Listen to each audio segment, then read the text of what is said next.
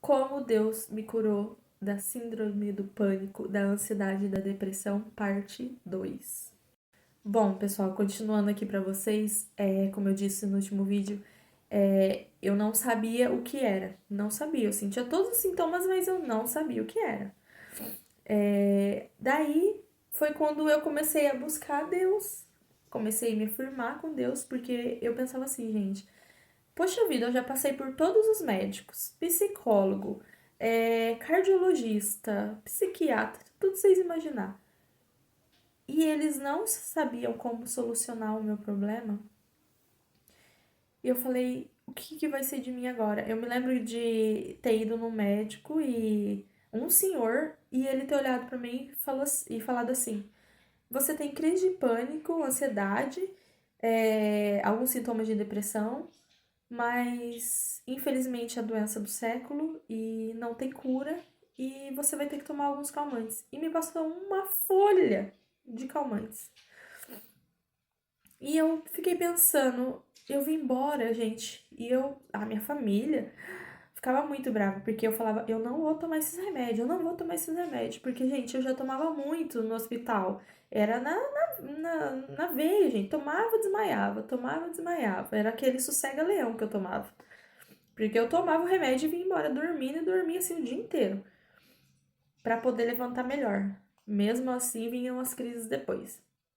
Daí, gente, foi quando eu comecei realmente a me afirmar com as coisas de Deus, né? Buscar Deus e Deus começar a falar comigo.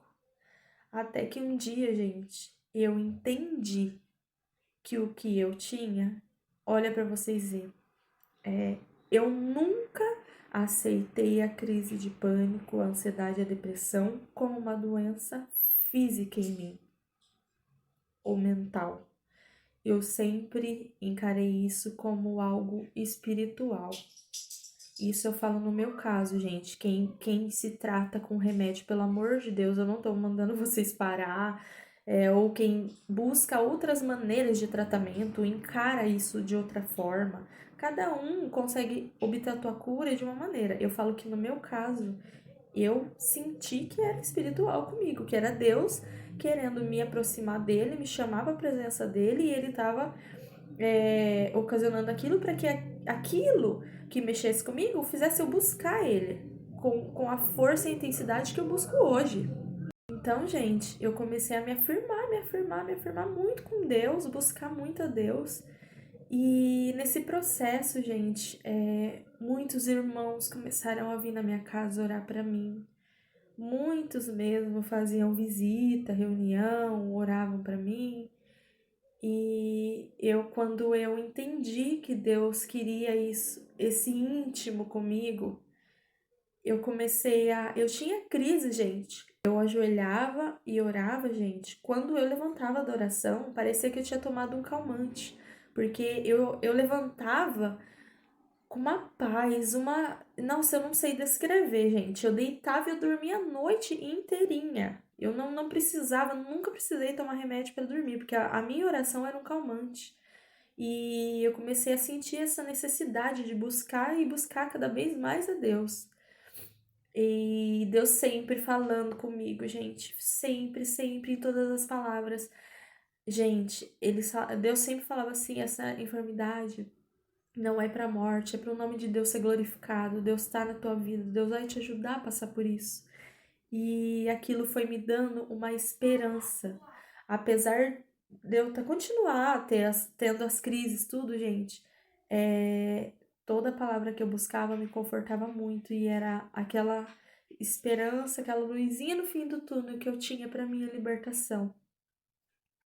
E foi aí que eu comecei a congregar muito, congregar.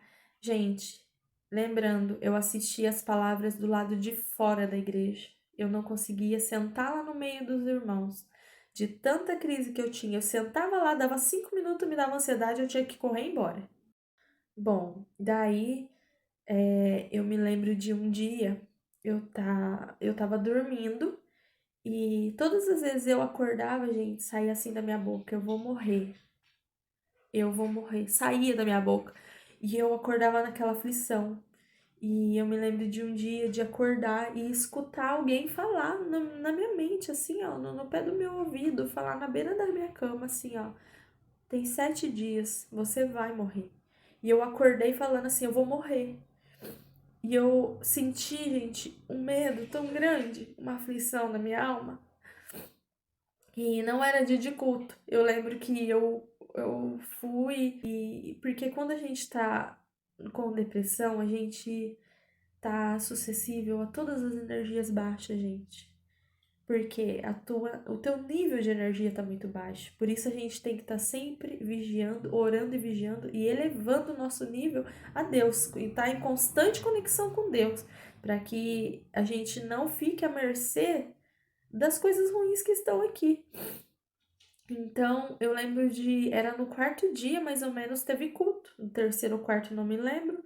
E o irmão pregando, né? Pregou e não falou nada. E eu chorava muito na janela. Até que ele olhou assim e falou assim: tem alguém aqui que o inimigo determinou até os seus dias de vida.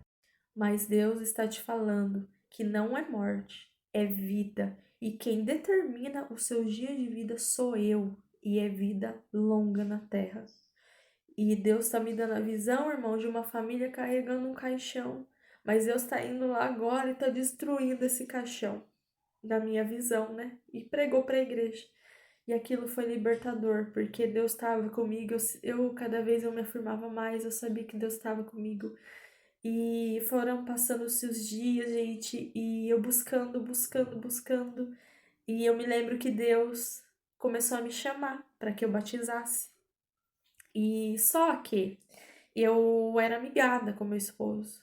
E ele não era da graça.